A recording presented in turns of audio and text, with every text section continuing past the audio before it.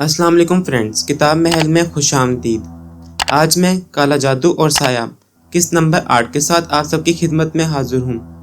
Episode की शुरुआत से पहले आप सबसे गुजारिश है कि चैनल को सब्सक्राइब कर लें और साथ मौजूद बेल आइकन को भी दबा दें ताकि आने वाली हर वीडियो का नोटिफिकेशन आप सबको फौरन मिल जाए। आइए एपिसोड की तरफ बढ़ते हैं।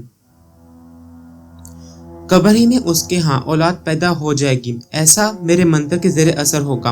फिर उस औलाद को लेकर तुम मेरे पास इसी खंडर में आ जाना। औरत को खंडर में ही छोड़ देना। वो वहाँ से वापस अपने घर पहुँच जाएगी, यानी वहाँ जहाँ वो अब रहती है। पर उसका दिमाग उलट चुका होगा। उसे ना बच्ची याद होगी, ना अपना पति याद होगा। कोई ये बात नहीं जान सकेगा कि वो 8 दिन कहाँ रहकर आई है।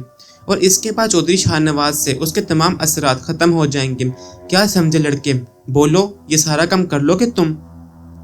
मैं कर लूंगा गुरु महाराज, रफीक ने कहा। और तुम समझी शाहीना?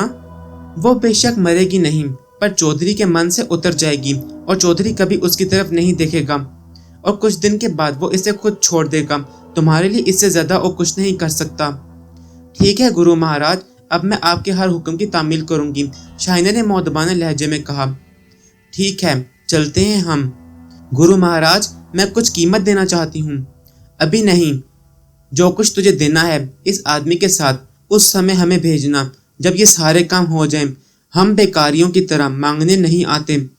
ठीक है महाराज, जैसा आपका हुक्म, शाहीना ने जवाब दिया। तब राज गंदल ने रफीक की तरफ देखा और बोला, अब हमें उसी पीछे के रास्ते से बाहर तक छोड़ आ, जिससे हम यहाँ तक आए थे। कोई सवाल मत करना। रफीक ने गर्दन खम कर दी थी। न जाने शाहीना के दिल में क्या आया कि उसने आगे बढ़कर राजगंदल के पैरों पर हाथ रख दिए। पहली बार राजगंदल के होंठों पर मुस्कुराहट फैल गई। उसने अपना हाथ शाहीना के सर पर रखते हुए कहा, तू हमारी चेली बन चुकी है सुंदरी, जीती रह, नाग देवता के साए में जीती रह। यह कहकर वो आगे बढ़ गया। रफीक उसके साथ साथ चल रहा था और शाहीना मुस्कुराती निगाहों से उसे देख रही थी। औरत इसलिए नाकसुल अकल कहलाती है। अपनी हसद, अपनी जलन में कभी कभी वो अपना सब कुछ खो बैठती है।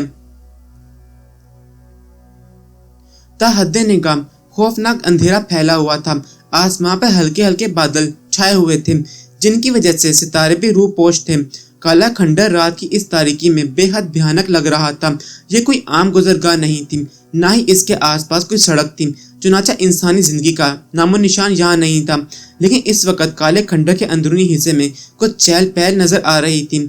ये जगह थोड़ी सी महफूज थी और कुछ दीवारों पर एक छत सा आलम नजर आती थी। चहल पहल इसी छत के नीचे थी, जहाँ जोगी राज गंदल आसन जमाए बैठा था। उसके सामने 6 चिराग रोशन थे और हर चिराग के अकबी हिस्से में एक छोटे कद का बोने जैसा आदमी बैठा था। इस तरह 6 हमशक्ल बोने यहाँ मौजूद थे। वो पथराए हुए बैठे थे और यूं लगता था जैसे संगे मूसा से बनाए हुए 6 बुत हियत और बदनुमा नक्वोश के मालिक बुत इज़्दाह हों। अगर उनकी आंखों की पुतलियां मुतहरिक ना होती तो इन्हें सही मायनों में मुजस्मे ही समझा जाता। राजगंधर उनसे बातें कर रहा था। उसकी सांप जैसी फुनकारती हुई आवाज उभरी, हाँ मेरे बीरू, महाशक्ति हासिल करने के लिए मैं बड़ी जद्दोजहद कर रहा हूँ। अब तक मैं 13 धर्मात्माओं से उनका धर्म छीन चुका हूँ। जिस समय 21 धर्मात्मा मेरे हाथ अपना धर्म खो बैठेंगे, उस समय मैं महान शक्ति बन जाऊंगा। संसार मेरी मुट्ठी में होगा, जो चाहूंगा कर सकूंगा। महाकाली का दास महाकाली की शक्ति हासिल कर लेगा। ये औरत जिसका नाम शाहीना है और जो मुसलमान है, मेरा 13वां शिकार है। मैं इसे सोमरस पिला चुका हूँ। आहिस्ता आहिस्ता इसका मन काला हो जाएगा और ये काले धर्म वाली बन जाएगी। इस बार मुझे बड़ा फायदा हुआ है और मेरे बीरू महाशक्तिमान काली देवी ने मुझे पहले ही बता दिया था कि वो आने वाला है, जो काली देवी के लिए मेरी आखिरी भेंट होगी। सारा काम हो चुका है। मैं इस पैदा होने वाले बच्चे को काला धर्म दूंगा, समझे? हमें ऐसा ही तो बालक चाहिए था, चाहे वो लड़का हो या लड़की, जो संसार की हवाओं से बचकर पैदा हो। मेरे बीरू, वो बच्चा कब्र में पैदा होगा और आखिरकार मुझ तक पहुंच जाएगा। मैं इसे अपने हाथों से परवान चढ़ाऊंगा और जब वो पहली बार भगवान का नाम लेगा तो मैं इसकी बलि देकर महाकाली का चहेता दास बन जाऊंगा और मुझे महाशक्ति मिल जाएगी। सारा जीवन मेरा यही काम होगा कि धर्म के दासों से उनका धर्म छीनूं और इन्हें काली का दास बनाऊं। मैं अपनी महाशक्ति से काम लेकर बड़े बड़े धर्मदासों को, चाहे वो किसी भी धर्म से ताल्लुक रखते हों, मुसीबतों में मुब्तला करूंगा और फिर उनकी मुसीबतों का हल काले धर्म में दिखाऊंगा। मैं इन्हें इसी शर्त पर मुश्किलों से निकालूंगा कि वो काला धर्म इख्तियार कर लें। मेरे बीरू, बहुत बड़ा काम होगा ये। महासाबली के धर्म को फैलाने का। महासाबली हमारा देवता, महान शक्ति वाला महासाबली, जिसने भगवान से टक्कर ली है। हम इसी के दास हैं। देखो, आहटें हो रही हैं, कोई आ रहा है, बस अब तुम जाओ।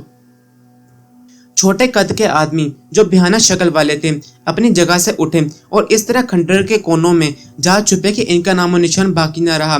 आने वाले रफीक और उसके साथी थे जो चिरागों की रोशनी को देखकर यहाँ तक चले आए थे। रफीक खुद भी थर थर कांप रहा था और उसके साथियों की भी बुरी हालत थी। वो सबके सब लड़खड़ाते कदमों से अंदर दाखिल हुए और फिर रफीक ने जोगी को देखा और उसकी हिम्मत बढ़ गई। वो आहिस्ता आहिस्ता चलता हुआ चिरागों के अकब में बैठे हुए राजगंधर के पास पहुंच गया और फिर उसने कहा, मैं आ गया हूँ जोगी महाराज। छुप जाओ, समय हो रहा है, वो भी आने वाली होगी।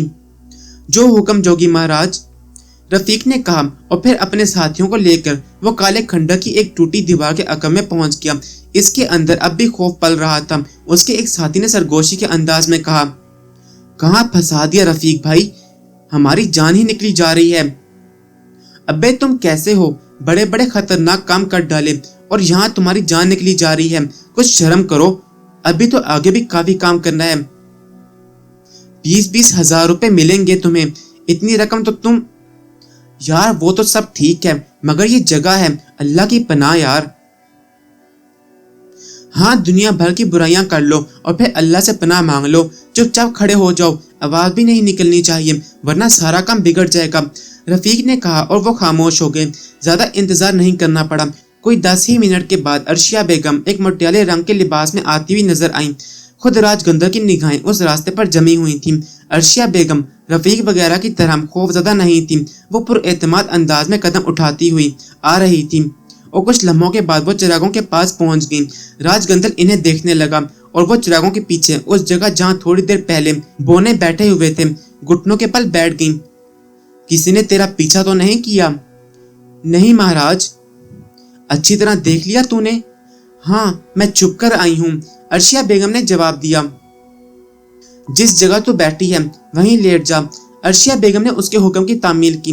राजगंधर ने आहिस्ता आहिस्ता सामने रखे हुए चिरागों को फूंक मारी और इनमें से 5 चिराग बुझा दिए।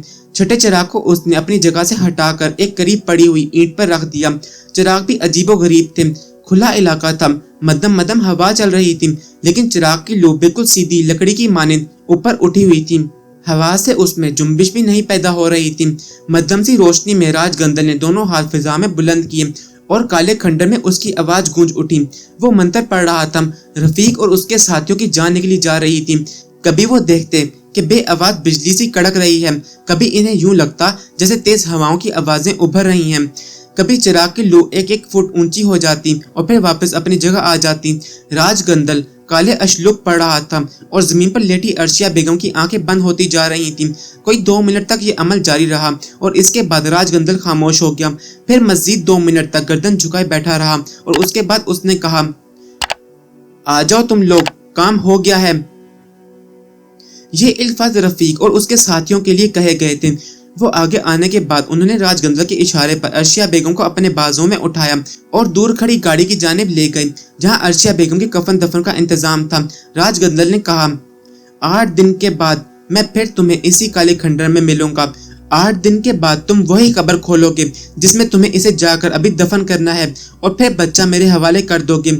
ये अपने घर पहुंच जाएगी और तुम्हारा काम खत्म हो जाएगा। लेकिन तुम्हें जो कुछ करना है इसमें कोई खराबी ना पैदा होने पाए। बाकी काम तुम जानते हो कि तुम्हें किस तरह से अंजाम देना है। ठीक है जोगी महाराज, रफीक ने कहा और वो लोग आहिस्ता आहिस्ता चलते हुए उस कार तक पहुंच गए जो उन्होंने काले खंडर से काफी फासले पर एक नशीब में खड़ी कर दी थी ताकि कहीं से भी देखने के इम्कानात बाकी न रहे। रफीक के दिल में उस वक्त अर्शिया बेगम के लिए किसी भी किस्म के रहम के जज्बात नहीं थे। वो सही मायनों में शाहीना का गुलाम था। थोड़ी देर के बाद अर्शिया बेगम को कफन वगैरह पहना दिया गया। बाकी काम की भी तैयारियां कर ली गई थीं। वो लोग अर्शिया बेगम को लेकर चल पड़े। फिर उस घर तक पहुंच गए जहां उन्होंने गहवारे वगैरह का बंदोबस्त कर रखा था। यहाँ आने के बाद रफीक और उसके साथियों की सांस में सांस आई थी। इसके एक साथी ने कहा, उस्ताद रफीक 12 बज चुके हैं, कब्रिस्तानों में 12 बजे तक तदफीन की इजाजत होती है। देखा जाएगा यार, गोरकुन को कुछ देर दिलाकर काम निकाल लेंगे। बूंदाबांदी हो रही है, मुश्किल तो होगी मगर मुश्किल ही में तो काम करने का मजा आता है। चलो। उनका ख्याल बिल्कुल दुरुस्त था। 12 बजे के बाद कानूनी तौर पर तदफीन की इजाजत नहीं थी। बड़ी मुश्किल से उन्होंने गोरकुन को तदफीन पर आमादा किया था और झूठ सच बोलकर इसे उसके लिए मजबूर कर दिया था। इसके बाद वो काम मुकम्मल होने के बाद ही वापस आए थे। रफीक की हदायत के मुताबिक इन्हें 8 दिन तक इंतजार करना था। बाबा अदरीस अली अपनी क़याम गाह में ही सादगी से जिंदगी गुजारते थे। बस याद इलाही और किसी का कोई छोटा मोटा काम निकल आया तो कभी उससे गुरेज ना करते, किसी से कुछ तलब ना करते। मेहनत मजदूरी करके जो कुछ हासिल हो जाता वही जिंदगी गुजारने का जरिया रहता। बहुत से ऐसे मामलात उनके इल्म में आते रहते थे जिनमें लोगों की उलझने छुपी हुआ करती थी। अगर बात उनके बस की होती तो वो हाजतमंदों की मदद कर दिया करते थे। बहरहाल उस वक़्त भी वो अपने हुजरे में बैठे कोई वजीफा पढ़ रहे थे कि इन्हें मखसूस आहटों का एहसास हुआ और एक मध्यम आवाज सुनाई दी, अस्सलामु अलैकुम। वालेकुम अस्सलाम अलीजा, आओ, सब खैरियत है ना? खैरियत नहीं है मोहतरम बुजुर्ग, कुछ मुश्किलात पेश आ गई हैं। ओहो, बताओ। बैठ जाओ, फिर बताओ, बुजुर्ग ने कहा। फिर बोले, क्या मुश्किलात हैं? कोताही का मर्तकब हुआ हूँ। कुछ जिम्मेदारियां आपने मेरे सुपर्द की थी, इन्हें सही अंदाज में पूरा नहीं कर सका। तफसील बताओ। वो मजलूम खातून जो बेगुनाह थी, इन्हें तो अपनी मर्जी से जिंदगी गुजारने का भी सही मौका नहीं मिला, बस तकदीर के हाथों गर्दिश में रही। मैं अर्शिया बेगम की बात कर रहा हूँ। हाँ, मैं समझ रहा हूँ, आगे बताओ। आपसे मायूस होकर उस मकार खातून ने एक हिंदू जोगी का सहारा लिया। ये हिंदू जोगी शाहपुर नामी एक कस्बे की आबादी से कुछ दूर अपना मुठ बनाए हुए है और वहाँ शैतानी कामों को फरोग दे रहा है। उसका सिफली इल्म इंसानों के लिए मुश्किलात का बाइस है। उस औरत ने अपने खादिमे खास के जरिए राजगंदल को तलब किया और राजगंदल किसी माली लालच के लिए नहीं बल्कि अपनी शैतानी ताकत में। उन्होंने अपनी गाड़ी कब्रिस्तान से काफी दूर खड़ी की थी। गिरते पड़ते वो गाड़ी तक पहुंचे थे और फिर सखावत खान बड़ी हिम्मत करके गाड़ी चलाता हुआ काला खंडर के इलाके में पहुंच गया। गाड़ी इसी तरह नशीब में खड़ी करके वो नीचे उतरे और खंडर की तरफ चल पड़े जहां राजगंदल और रफीक चिराग रोशन किए उनका इंतजार कर रहे थे। सखावत खान और उसके साथियों को दूर से देख लिया था। राजगंदल चौंक कर बोला, ये क्या, ये तो खाली हाथ हैं।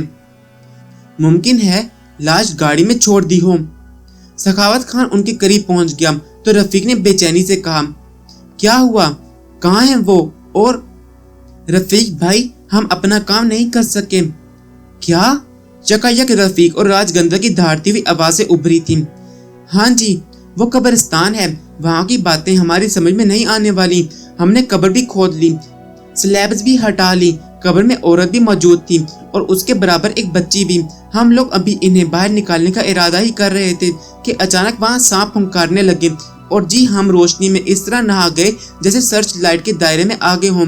सांपों की फुंकारें इस कदर खौफनाक थी रफीक भाई कि हमारी जान निकल गई और उसके बाद हम वहाँ नहीं रुक सके।